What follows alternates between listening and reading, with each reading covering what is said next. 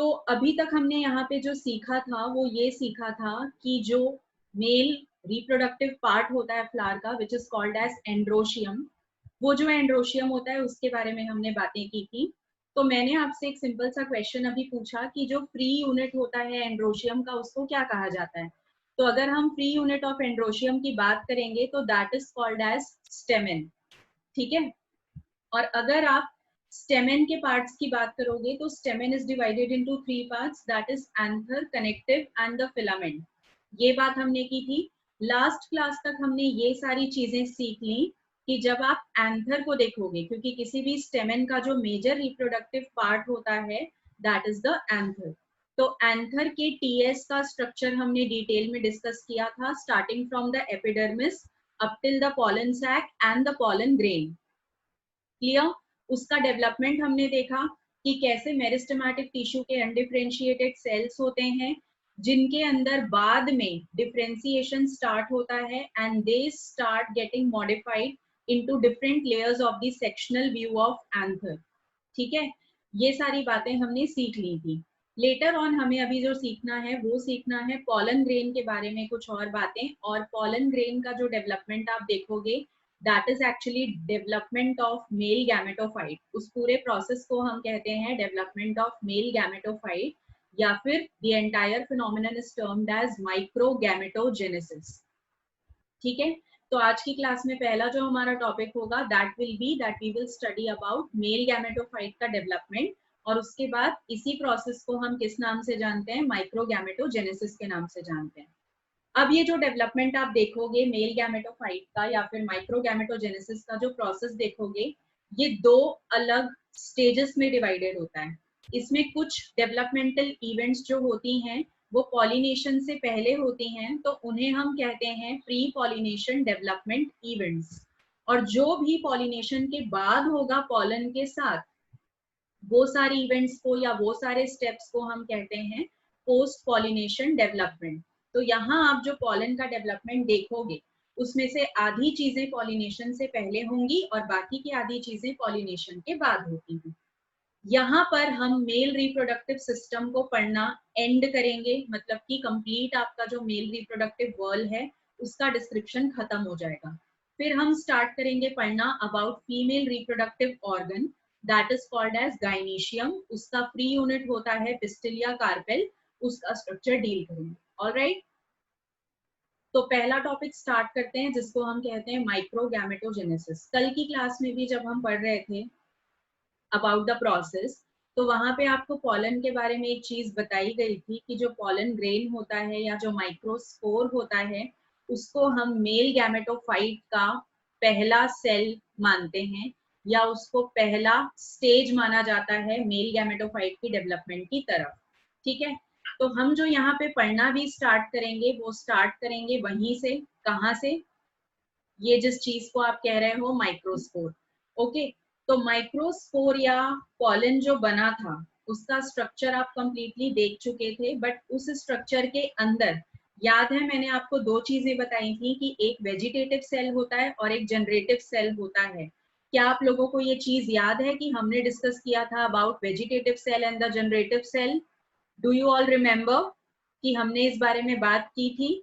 तो वो जो वेजिटेटिव सेल होता है वो कैसे बनता है, वो जो जनरेटिव सेल होता है वो कैसे बनता है, और लेटर ऑन उनके साथ क्या होता है, ये सारी चीजें हमें आज की क्लास में डिस्कस करनी है। ठीक है, तो सबसे पहले तो ये बात याद रखिए that first cell of the male gametophyte will be the microspore. ठीक है, अब जब आप इसका जर्मिनेशन देखोगे पॉलन ग्रेन का या माइक्रोस्पोर का, तो ये कब स्टार्ट होता है? जब एंथर डेहिस होने वाला होता है उसके पहले। ठीक है, जब एंथर डेहिस हो जाएगा मतलब कि फट जाएगा, बर्स्ट होगा, तो उसमें से जो पॉलन बाहर आता है वो पॉलन तो ऑलरेडी वेल डेवलप्ड होता है। तो ये जो डेवलपमेंट का प्रोसीजर आप अभी देखोगे आपको अपने दिमाग में रखना है कि ये डेहिसेंस के पहले होता है।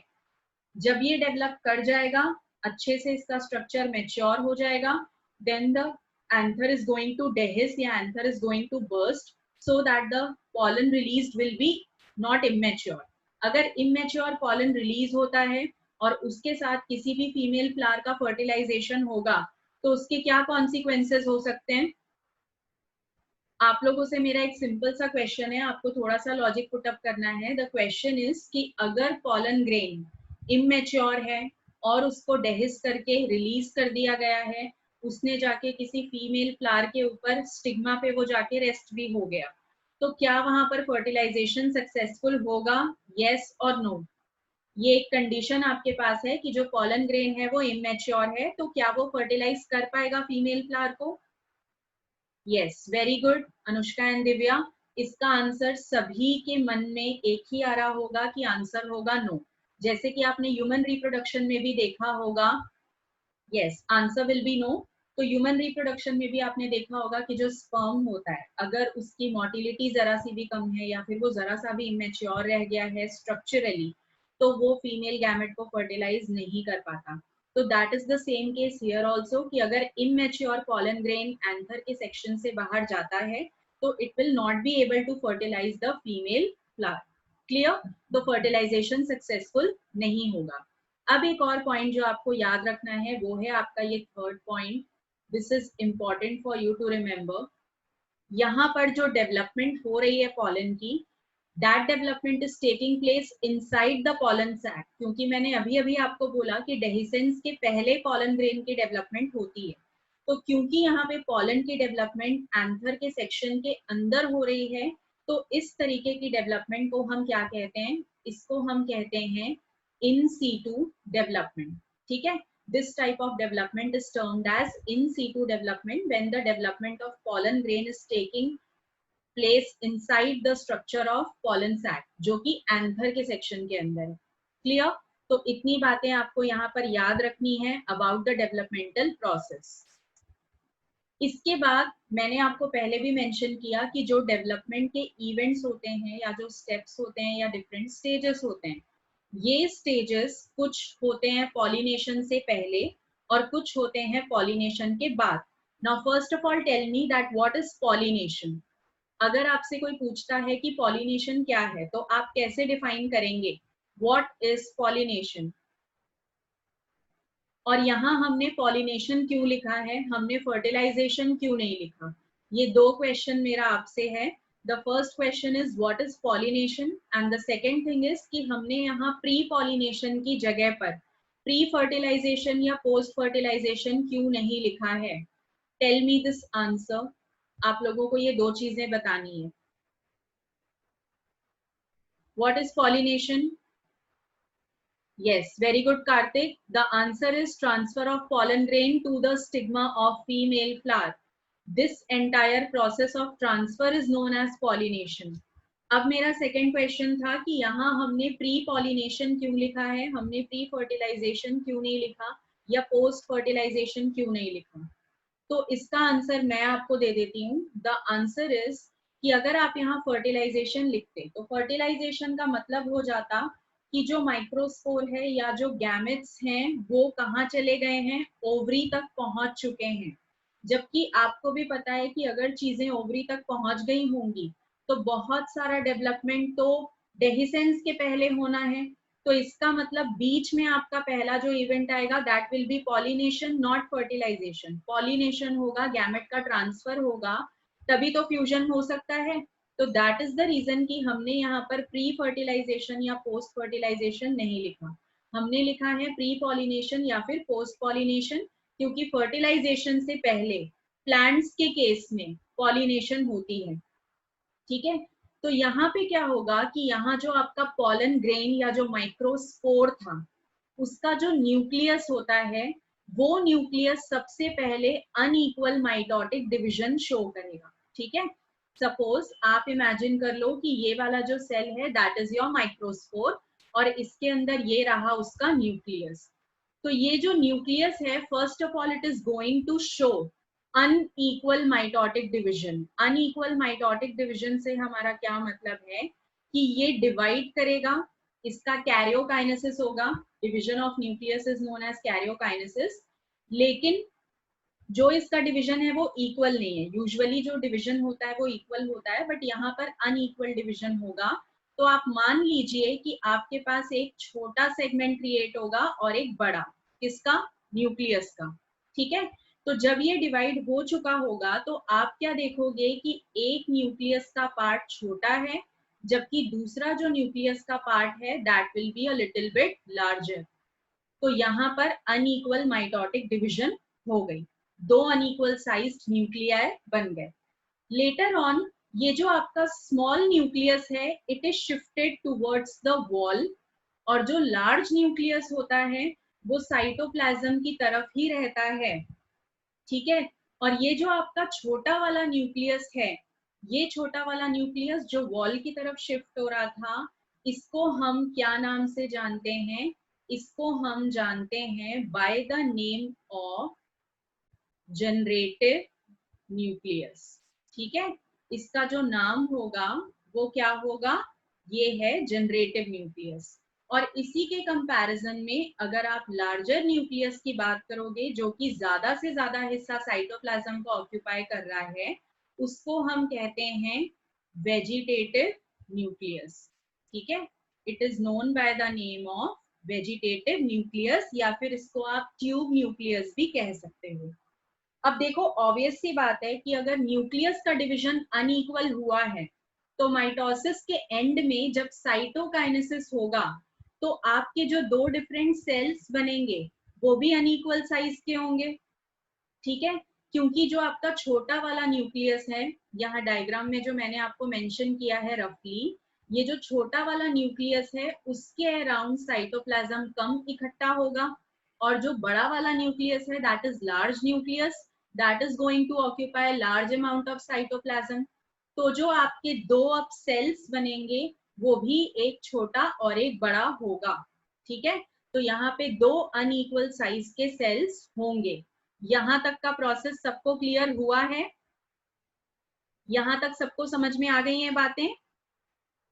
द नेक्स्ट थिंग इज कि जो बड़ा वाला है उसको हमने पहले ही वेजिटेटिव कह दिया, और जो छोटा वाला है उसको हमने पहले ही जनरेटिव कह दिया। नाउ रिमेंबर कि जो वेजिटेटिव सेल है या जो वेजिटेटिव न्यूक्लियस है it is not going to participate directly in the process of reproduction, तभी हम उसको वेजिटेटिव या सोमैटिक कहते हैं। मैंने आपको क्लास के स्टार्ट में ये बताया था। जनरेटिव सेल जो होगा it is going to give rise to two male gametes. याद रखो जनरेटिव सेल और the generative nucleus will be responsible for giving rise to two male gametes. Clear? अब क्योंकि आप इस पॉलन के अंदर, मतलब जो स्टेज आपको अभी समझाया गया, तो अगर आप इस स्टेज को ध्यान से देखो तो आपको इसके अंदर क्या दिख रहा है? आपको दिख रहा है कि यहाँ पर अब दो न्यूक्लियस हो चुके हैं जिसमें से एक बड़ा है और एक छोटा है, ठीक है। इसके अलावा आपको क्या दिख रहा है कि जब इनके अराउंड साइटोप्लाज्म इकट्ठा हुआ तो एक बड़ा वाला सेल यहाँ पे फॉर्म हुआ और एक जो है वो छोटा वाला सेल फॉर्म हुआ, ठीक है। तो this particular stage of microspore या pollen is called as bicelled. Bi का मतलब होता है टू, एंड बायन्यूक्लिएट स्टेज। क्योंकि अगर आप इस पॉलन को देखोगे तो यहाँ पे न्यूक्लियस भी दो हैं, मतलब you can see the presence of two nuclei and you can also see the presence of two cells. तो इसी कंडीशन को हम कहते हैं बायसेल्ड या binucleate stage of the pollen. अब अगर आप यहाँ पे सारे एंजियोस्पर्म्स की बात करो तो उसमें से जो आपके 60% मतलब कि 60% एंजियोस्पर्म्स होते हैं उनके अंदर दो सेल या दो न्यूक्लियस वाला जो पॉलन का स्टेज है that is capable of pollinating, मतलब वो पॉलिनेशन उसी समय पर कर देते हैं, ठीक है। बट अगर आप बाकी 40% को देखोगे तो बाकी 40% एंजियोस्पर्म्स में क्या होता है कि जो पॉलिनेशन है वो 3 सेल्ड स्टेज में होती है। अब आप सोचेंगे कि मैम तीसरा सेल कहाँ से आता है? तो तीसरा सेल कहाँ से आता है वो आपके पास यहाँ लिखा गया है, एक बार अच्छे से पढ़ लो। यहाँ पे जो आपका जनरेटिव सेल होता है that forms two male gametes. Clear? तो अब आप काउंट करो, जनरेटिव सेल के बनाए हुए दो मेल गैमेट, इसके अलावा एक आपका वेजिटेटिव सेल जो कि पहले से था। तो how many cells will be there inside the structure? There will be 3 cells inside the structure, ठीक है। तो वहां पे कितने सेल आपको मिलेंगे? 3, क्योंकि जो जनरेटिव सेल था वो दो मेल गैमेट बना चुका और एक वेजिटेटिव सेल आपके पास पहले से था, तो उसको हम कौन सी स्टेज कहते हैं? उसको हम 3 सेल्ड स्टेज कहते हैं। क्लियर?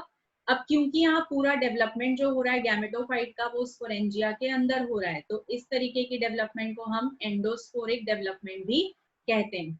इतनी बातें जानने के बाद आगे का प्रोसेस जब आप देखोगे तो आगे के प्रोसेस में आपको क्या दिखाई देगा कि जब तक आप बाय न्यूक्लिएट स्टेज में पहुंचे थे, ठीक है, जब तक आप 2 सेल्ड स्टेज में पहुंचे थे, तब तक जो गैमेटोफाइट का स्ट्रक्चर है उसको इमेच्योर माना जाता है, मतलब that is not completely developed, अभी भी उसके ऊपर कुछ काम होना बाकी है। ठीक है, जो जनरेटिव सेल होता है लेटर ऑन वो वॉल से डिटैच हो जाता है, वेजिटेटिव सेल के अंदर जाता है, बट ये सारा काम कब होगा? ये पोस्ट पॉलिनेशन होता है। तो अभी तक आपने जो भी काम किया, मतलब प्री पॉलिनेशन डेवलपमेंट जो भी गैमेटोफाइट के अंदर हुई है, वो प्री पॉलिनेशन डेवलपमेंट से जो आपका पॉलन ग्रेन का स्ट्रक्चर है या जो आपके मेल गैमेटोफाइट का स्ट्रक्चर है, that is considered to be immature. ठीक है, अब यहाँ तक की सारी चीजें, पूरा का पूरा प्रोसेस आप लोगों को क्लियर है, तो फिर हम पोस्ट पॉलिनेशन डेवलपमेंट पे जाएंगे। प्री पॉलिनेशन डेवलपमेंट तक किसी को भी कोई प्रॉब्लम है तो आप पूछ सकते हो, अभी ये चीज आपको डायग्रामेटिकली भी दिखाई जाएगी और रिकॉल करवाई जाएगी। Is there any issue to anyone pre pollination events में? नहीं। तो फिर next thing is post pollination development, और जब हम पोस्ट पॉलिनेशन डेवलपमेंट की बात करेंगे तो अब आपका जो इमेच्योर मेल गैमेटोफाइट है that is going to get matured, मतलब कि अब उसके अंदर जो भी चेंजेस होंगे those changes will ultimately lead to maturation of the male gametophyte. ठीक है, तो क्या होगा यहाँ पे, जैसे ही पॉलन, अब जो पॉलन था आपने पहले इसके जो चेंजेस देखे वो पॉलिनेशन से पहले हुए थे। ठीक है, अब वो जो पॉलिनेशन से पहले चेंजेस हुए थे, अनुष्का आपको ये जो प्रॉब्लम है बेटा, अभी मैं आपको जो डायग्राम दिखाऊंगी उसमें मैं आपको फिर से रिकॉल कर दूंगी शॉर्ट में। Alright, okay. तो यहाँ पर अभी तक आपने जो भी चेंजेस देखे वो पॉलिनेशन से पहले हुए थे। अब आप यहाँ पर इमेजिन कर लो, क्या इमेजिन कर लो कि पॉलिनेशन हो चुकी है। तो मान लीजिए कि ये था पॉलन, यहाँ पे कहीं पे आप समझ लीजिए कि जो फीमेल रिप्रोडक्टिव पार्ट होता है फूल का वो प्रेजेंट है। तो जब आप ये दोनों चीजों को इमेजिन करेंगे तो पॉलिनेशन किस तरीके से होगा, that this pollen is going to rest on the stigma, यहाँ पे आके ये ज्वाइन हो जाएगा। अगर आप इस पार्ट को देखोगे तो ये स्टिग्मा है, ठीक है, और स्टिग्मा के ऊपर आके कौन रेस्ट कर रहा है? पॉलन रेस्ट कर रहा है। इसी चीज को हम पॉलिनेशन कहते हैं। तो अब पॉलन के अंदर जो भी चेंजेस हैं वो पॉलिनेशन के बाद होंगे, मतलब ये प्रोसेस खत्म होने के बाद जो भी होगा that will B post pollination. ठीक है, तो अब जो हम देखने वाले हैं वो देखने वाले हैं कि पोस्ट पॉलिनेशन पॉलन ग्रेन जो है वो क्या क्या बनाता है। ऑलराइट, तो चलिए डायग्राम पे जाते हैं, बेटर होगा, आपको चीजें यहाँ पर बेटर समझ में आएंगी। Clear? Now as you can see here, ये वाले डायग्राम पे देखो, इस डायग्राम को जरा ध्यान से समझते जाना सभी लोग। ये आपका स्ट्रक्चर था जो कि आप कल की क्लास में सीखा था आपने पॉलन ग्रेन का। तो उसमें आपने एक आउटर वॉल देखी थी, आउटर वॉल जिसको हम क्या कहते थे? एक्साइन। और जो एक्साइन होती है वो कौन से सब्सटेंस की बनी होती है? जो एक्साइन होती है पॉलन ग्रेन की, कौन से सब्सटेंस की बनी होती है exine? Exine is made up of, ठीक है, जब तक आप आंसर कर रहे हैं मैं आगे बढ़ती हूँ। आप लोगों को पता है एक्साइन किसकी बनी होती है? Exine is made up of a substance which is highly resistant to adverse climatic factors. और वो कौन सा सब्सटेंस है उसका नाम बताइए। तब तक मैं यहाँ कैरी ऑन करती हूँ कि कल की क्लास में हमने ये पॉलन का स्ट्रक्चर देख लिया। ठीक है, तो आफ्टर स्टडिंग दिस स्ट्रक्चर हमने सीखा कि यहाँ पे कुछ ऐसी जगह होती है जिसको हम जर्म पोर कहते हैं। ठीक है, अभी तक कोई आंसर नहीं है, आई गेस किसी की पढ़ाई नहीं हुई, मैं आपके लिए रिकॉल कर देती हूँ। जो एक्साइन होती है that is made up of sporopollenin and the intine is made up of cellulose. ठीक है, okay Anushka, very good. The exine layer is made up of sporopollenin and the intine layer is made up of cellulose. तो मैंने आपको बताया था कि यहाँ पर कुछ ऐसी जगह होती है जहाँ पर एक्साइन की थिकनेस ठीक से डेवलप नहीं की होती है, जहाँ पर इंटाइन की लेयर भी थिन होती है और उस जगह को हम जर्म पोर कहते हैं. ठीक है, तो जर्म पोर यहाँ पर देखो डायग्राम में आपको इस जगह पे नजर आ रहा है, ये लिखा हुआ है जर्म पोर. क्लियर? अब क्या होता है कि ये जो पॉलन आपका है, ये पॉलन जैसे ही स्टिग्मा पे रेस्ट करता है, सपोज ये जो पॉलन है इसको आपने स्टिग्मा पे रेस्ट करवा दिया, तो स्टिग्मा का जो स्ट्रक्चर है या जो फीमेल रिप्रोडक्टिव पार्ट है, वहां से ये क्या एब्जॉर्ब करना स्टार्ट करता है, it absorbs some amount of sugar and some amount of water. और इनको एब्जॉर्ब करते करते पॉलन का जो साइटोप्लाज्मिक वॉल्यूम है वो बढ़ता जाता है. ठीक है, पॉलन के अंदर का जो साइटोप्लाज्मिक वॉल्यूम है वो बढ़ता जाएगा. अब आप खुद ही सोचिए कि अगर इस सेल के अंदर आप ज्यादा से ज्यादा चीजें एब्जॉर्ब करते जा रहे हो तो क्या होगा कि जब वॉल्यूम बढ़ेगा तो यहाँ से एक प्रेशर लगेगा जो कि इसकी वॉल पे लगेगा. यस और नो? यहाँ पर अगर साइटोप्लाज्मिक कंटेंट्स आपने बढ़ाए तो यहाँ एक तरीके का प्रेशर लगेगा और वो जो प्रेशर है वॉल्यूम बढ़ने की वजह से वो इसकी वॉल्स पे लगेगा. क्लियर? तो जब यहाँ वॉल्स पे प्रेशर लगता है तो ये जो जर्म पोर वाला एरिया है ना, वहां से ये जो इंटाइन वाला हिस्सा है that comes out. Clear? Intine वाला जो पार्ट है जर्म पोर की जगह say that starts protruding out, वो बाहर की तरफ आने लगता है जैसा आपको इस डायग्राम पे दिख रहा है. ठीक है, because of the tension created, because of the pressure created due to increase in volume. और इंक्रीज इन वॉल्यूम क्यों हुआ था? क्योंकि शुगर और वाटर एब्जॉर्ब हुआ था फीमेल रिप्रोडक्टिव पार्ट से. तो इंटाइन की लेयर बाहर आ गई और उसने एक स्ट्रक्चर जनरेट किया जिस स्ट्रक्चर को हम क्या कहते हैं, उसको हम कहते हैं पॉलन ट्यूब. ठीक है, that particular structure is called as pollen tube. ये जो पॉलन ट्यूब है इसके अंदर सबसे पहले वेजिटेटिव न्यूक्लियस आता है और जैसे ही वेजिटेटिव न्यूक्लियस यहाँ आ जाता है तो that will be followed by the generative nucleus. ठीक है, सबसे पहले पॉलन ट्यूब के अंदर वेजिटेटिव न्यूक्लियस एंटर करेगा. After entry of the vegetative nucleus that will be followed by entry of generative nucleus. When generative nucleus enters inside the pollen tube वो दो male gametes में डिवाइड हो जाएगा. ठीक है, कितने यहाँ पे गैमेट्स हो जाएंगे? यहाँ पे दो मेल गैमेट्स आपको दिखाई देंगे. तो दो मेल गैमेट्स किसकी मदद से बने? ये गैमेट्स जो बने थे ये बने थे जनरेटिव न्यूक्लियस की मदद से. क्लियर? तो इतना जो प्रोसीजर है पॉलन ट्यूब का डेवलपमेंट, फिर वहां पे वेजिटेटिव न्यूक्लियस का जाना, जनरेटिव न्यूक्लियस का जाना और वहां पर जाके डिवाइड होकर दो मेल गैमेट बना लेना जनरेटिव न्यूक्लियस का, ये सारी इवेंट्स जो होती हैं ये पॉलिनेशन के बाद होती हैं. क्लियर? ये सब इवेंट्स कब होंगी? After pollination. तो यहाँ पे ये जो आपने देखा कि सबसे पहले क्या हुआ, सबसे पहले वॉल्यूम इंक्रीज हुई due to the absorption of sugar substances, due to the absorption of water from the stigma. इसकी वजह से एक प्रेशर क्रिएट हुआ. Because of the pressure created जो इंटाइन का वॉल था जर्म पोर की जगह से वो बाहर आकर एक ट्यूब बना लेता है. That tube is called as, कौन सा वाला tube? Pollen tube. Pollen tube जब बन जाती है तो उसमें हम क्या देखते हैं? हम देखते हैं कि पॉलन ट्यूब के अंदर सबसे पहले वेजिटेटिव न्यूक्लियस चला जाता है, उसके बाद जनरेटिव न्यूक्लियस जाता है और जो जनरेटिव न्यूक्लियस है वो जाके दो मेल गैमेट में डिवाइड हो जाएगा.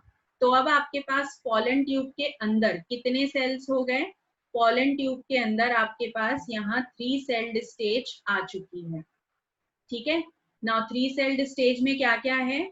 आपके पास हैं दो मेल गैमेट्स और एक वेजिटेटिव न्यूक्लियस. ठीक है, इतनी चीजें वहां पे आपके पास बन चुकी हैं, या vegetative cell you can say. तो this represents mature male gametophyte, मतलब कि अब मेल गैमेटोफाइट जो है वो मैच्योर है। यहाँ जो मेल गैमेटोफाइट है ये बहुत इंडिपेंडेंटली नहीं रह पाता है, it is completely dependent on the sporophytic plant body. ठीक है, जो गैमेटोफाइट बॉडी है वो स्पोरोफिटिक प्लांट बॉडी पे डिपेंड करती है। ठीक है, आपने क्लास 11th में सीखा होगा कि ये गैमेटोफाइट और ये स्पोरोफाइट क्या होते हैं। तो बताइए, ये गैमेटोफिटिक प्लांट बॉडी और स्पोरोफिटिक प्लांट बॉडी क्या होती है? What is the meaning of gametophytic plant body and sporophytic plant body? अगर आपको उनका पूरा डेफिनेशन याद नहीं है तो आप एटलीस्ट उनका प्लॉइडी लेवल बता सकते हैं। जो गैमेटोफिटिक प्लांट बॉडी होती है, इज इट हैप्लॉइड और डिप्लॉइड? और जो स्पोरोफिटिक प्लांट बॉडी होती है वो हैप्लॉइड होती है या डिप्लॉइड होती है, ये आपको मेंशन करना है। गैमेटोफाइट का प्लॉइडी लेवल क्या होता है? What is the ploidy level of gametophytic body? Yes, very good Kartik. Gametophytic body जो है वो हैप्लॉइड होती है। Very good Divya. जो स्पोरोफिटिक बॉडी होती है वो डिप्लॉइड होती है। ठीक है, and very good Prateek as well. जितने भी लोगों को इसका आंसर याद है, बहुत ही सिंपल सा लॉजिक होता है। यहाँ पे आप देखेंगे तो गैमेटोफाइट हमेशा हैप्लॉइड माना जाता है और जो स्पोरोफाइट है it is always considered diploid. तो इतना याद रखिए। अब ये जो प्रोसीजर हमने अभी अभी सीखा है, आप लोगों को इसमें कोई भी प्रॉब्लम है, कहीं भी प्रॉब्लम है तो आप पूछ लो, पूछ लो अगर किसी भी चीज में आपको प्रॉब्लम है। अभी वैसे इस मीटिंग में बहुत कम समय बचा हुआ है, तो what you all have to do, same meeting ID and password के साथ आपको रिजॉइन करना है। ठीक है, same meeting ID and password के साथ रिजॉइन करिएगा। अगर किसी का रिजॉइन नहीं होता है, पासवर्ड सिंप्लीफाई किया गया, दैट इज 999, तो दोनों तरीके से आप एडजस्ट करके देखिए, मीटिंग में रिजॉइन हुई है। Alright, then we can proceed, फिर हम आगे पढ़ेंगे।